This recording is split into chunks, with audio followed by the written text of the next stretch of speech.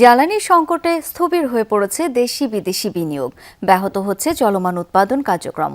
আগামী বাজেটে বেসরকারি খাতের অগ্রাধিকার নিয়ে এমসিসিআই ও অর্থনৈতিক রিপোর্টার্স ফোরাম ইআরএফ এর আলোচনায় এসব কথা বলেন উদ্যোক্তারা। সংকট নিরসনে এখনই গুরুত্ব না দিলে বাজেট বাস্তবায়ন চ্যালেঞ্জিং হবে বলেও জানান তারা।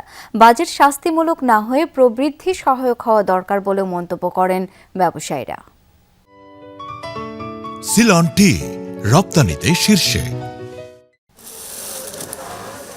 দেশে জ্বালানি সংকট দীর্ঘদিনের। বাড়তি দাম দিয়েও চাহিদা মতো সরবরাহ পাচ্ছে না উদ্যোক্তারা, যার নেতিবাচক প্রভাব পড়ছে উৎপাদন কার্যক্রমে। সক্ষমতা অনুযায়ী উৎপাদন করতে না পারাই সময় মতো পণ্য রপ্তানিতেও হিমশিম খাচ্ছেন কারখানা মালিকরা।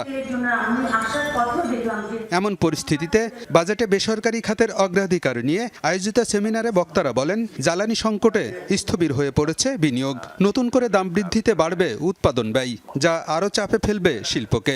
বাংলাদেশের অর্থনীতি এবং বাজেট বাস্তবায়নের জন্য যে সবচেয়ে বড় চ্যালেঞ্জ সেটা হচ্ছে জ্বালানির সমস্যা। বিনিয়োগটা কিন্তু আসলে স্থবির হয়ে গেছে এবং দেশীয় যারা উদ্যোক্তারা আছেন তারা আসলেই অনেক কষ্টের মধ্যে আছেন।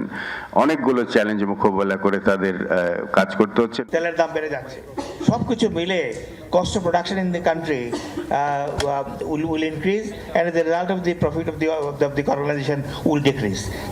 সেমিনারে বক্তারা বলেন, উচ্চ মূল্যস্ফীতি এবং সুদহার সহ নানামুখী চ্যালেঞ্জে দেশের ব্যবসা বাণিজ্য। বৈশ্বিক সংকটে আগামীতে রপ্তানি আদেশ আরও কমে যেতে পারে বলেও আশঙ্কা উদ্যোক্তাদের। এক্সপোর্ট কিন্তু আরো কমবে। এটা খালি টেক্সটাইলের ক্ষেত্রে বলছি না, এটা কিন্তু ফুটওয়্যার এফেক্ট করবে any exported items out of Bangladesh. All the producers will face this problem. There will be a shortage of orders. আয়কর, ভ্যাট এবং কাস্টমসের জন্য আলাদা পোর্টাল না রেখে একটি সমন্বিত ইউনিফাইড করদাতা প্রোফাইল চালু করা এখন সময়ের দাবি।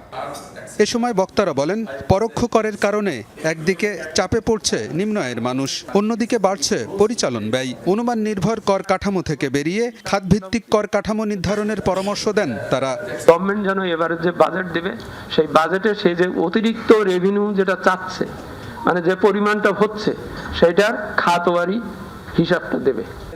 রাজস্ব আয় বাড়াতে করের পরিমাণ না বাড়িয়ে আওতা বাড়াতে হবে। একই সাথে আদায় প্রক্রিয়া আরও সহজীকরণের পরামর্শ আলোচকদের। আমরা ইআরএফ থেকে আসলে সবসময় আলমগীর হোসেন, যমুনা নিউজ, ঢাকা।